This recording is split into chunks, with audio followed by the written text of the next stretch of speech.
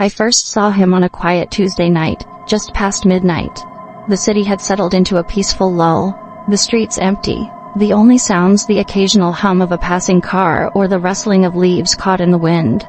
I had just finished a late shift at work, and was walking home like I always did, following the same path I had taken 100 times before.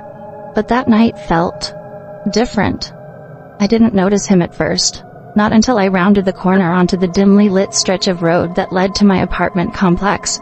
That's when I saw him, standing under the flickering glow of a street lamp. A man, tall and thin, dressed in an old, wrinkled suit. His posture was stiff, hands hanging loosely at his sides. But what unsettled me most was his face. He was smiling, not the polite, fleeting smile of a passerby, nor the amused grin of someone lost in thought. This was something else, something unnatural. His mouth stretched wide, too wide, his lips curling in a way that felt almost inhuman. His eyes, dark and sunken, were locked onto me. I swallowed hard, quickening my pace without making it obvious. Maybe he was just a drunk or someone who had lost his way. Maybe I was overreacting. But then he moved. Not walked. Moved. His feet barely seemed to lift off the ground, his body swaying slightly as he glided forward in an eerily smooth motion. His arms remained limp, fingers twitching occasionally as he drifted toward me. I didn't realize I was holding my breath until my lungs started burning. I forced myself to exhale and crossed the street. And so did he. My heart pounded in my chest. I kept walking, forcing myself not to look back. If I could just make it home, get inside, lock the door, I'd be safe.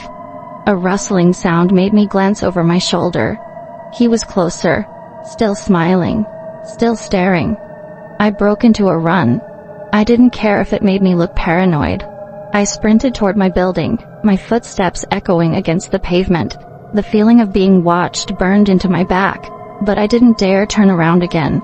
Reaching the entrance, I fumbled for my keys, my fingers shaking. I finally jammed the key into the lock, yanked the door open and slammed it shut behind me. For a moment I just stood there gasping for breath. My heart hammered against my ribs, my hands still trembling. Then, cautiously, I peered through the small window in the door. He was gone. I let out a breathless laugh, relief washing over me. Maybe it really had been some drunk guy messing around. Maybe I had overreacted. Feeling foolish, I climbed the stairs to my apartment and locked the door behind me. I double-checked the windows, made sure the chain was on, then collapsed onto my bed. My body ached with exhaustion, but my mind wouldn't rest. The way he moved, that smile. I tried to shake the image from my head and closed my eyes. I don't know how long I slept, but I woke with a start. Something was wrong. The air in my room felt different, heavier. My skin prickled, my stomach twisting with unease, and then I heard it, a whisper, software barely audible, but unmistakable. It came from the hallway. I sat up, every nerve in my body screaming at me to stay still. My breath came in shallow gasps as I strained to listen. Another whisper, closer this time. The doorknob rattled. A slow, deliberate turn. Testing. I clamped my hands over my mouth to keep from making a sound. My pulse pounded in my ears. The lock held, but the knob twisted back and forth as if whoever, or whatever was on the other side was toying with me. Then, silence. Minutes passed. Maybe hours. I didn't move. I couldn't. Finally, when the first hints of dawn crept through my window, I forced myself out of bed.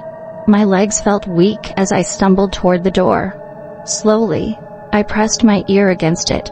Nothing. I gathered what little courage I had left, and unlatched the lock. With a deep breath, I cracked the door open. The hallway was empty, but something was there. A note. A single, crumpled piece of paper lying just outside my door. With shaking hands, I picked it up and unfolded it. Scrawled in jagged, uneven handwriting were 3 words. "Why did you run?"